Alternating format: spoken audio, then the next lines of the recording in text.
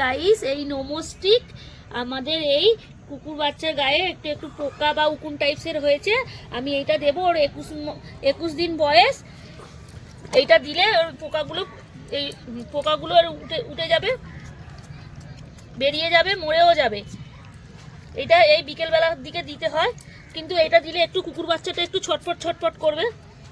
চোখটা অ্যাভয়েড দিতে হবে। এর অনেকটা পোকা হয়েছে, কিন্তু এই দেওয়ার পরে এ খুব ছটফট করবে, কেন এটা পোকাগুলো জ্বালা জ্বালা করে। তো এই দিয়ে দিলাম স্প্রে করে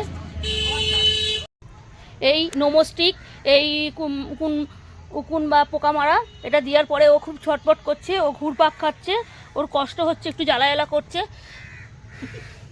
টয়লেটও করে ফেলেছে। এই ঘুরপাক খাচ্ছে,